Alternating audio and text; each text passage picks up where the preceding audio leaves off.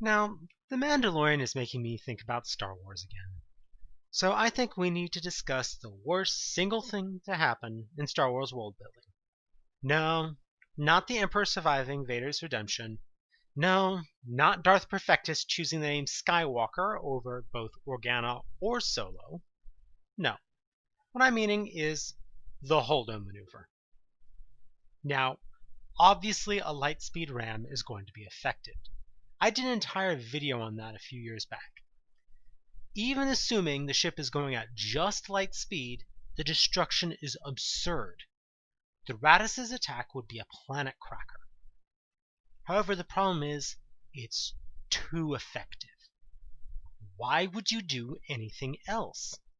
If you can easily take out a ship 10 times the size of yours, the conclusions are obvious.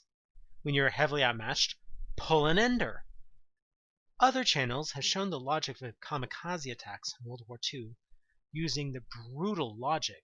You're probably going to die anyway, so you might as well make it worthwhile.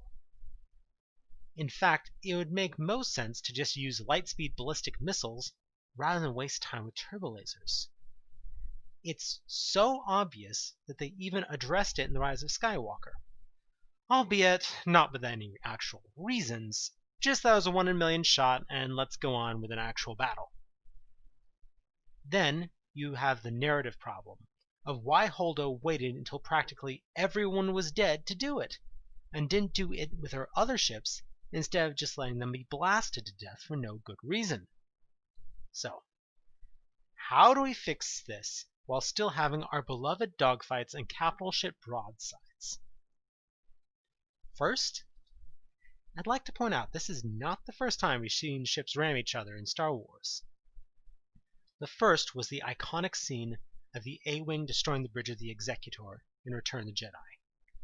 Measuring the fireball, this was a devastating attack, especially when you remember just how massive the Executor was.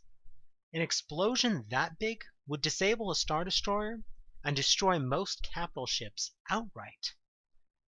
The second time was in Rogue One, as a Hammerhead Corvette smashes 2 Star Destroyers into each other. Again, a devastating effect. The common factor?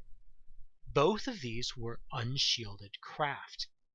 The Executor's shield generator had just been destroyed, and the Rogue One Star Destroyer had just been hit with a volley of ion torpedoes, as well as having the starboard shield generator damaged. On the other hand, you see the opposite effect as the Devastator enters the battlefield, and a transport trying to warp away shatters on its fully functional shields.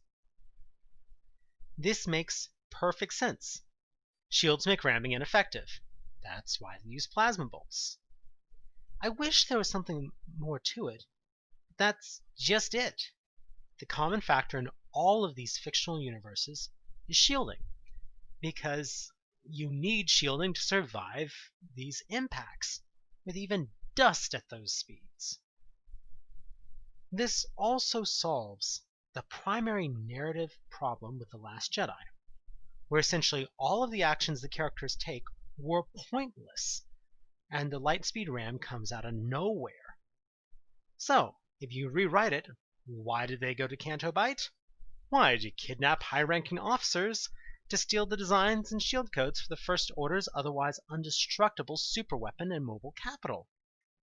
However, then give some reason it will only work for 1 shot before the shields adapt. They failed. Their last hope is lost. The heroes evacuate, and Holdo stays to go down with the ship. Then she gets an idea, turns the Radis around, and her last word? 1 shot. Boom. Completely justified in fiction. The reason it won't work very often is satisfied. Plus, the entire movie wasn't just filler, but a build-up to this climactic destruction. Now, Star Trek already did the use the shield shutdown code to win the battle trick. Twice. Both Star Trek II and Generations. However, there's a reason it works so well. Because clever tactics make us like the characters. Tactics that make you yell, "Why didn't you do that earlier?" make us angry with them. And who wants to be angry with something we love? Thanks for listening, y'all.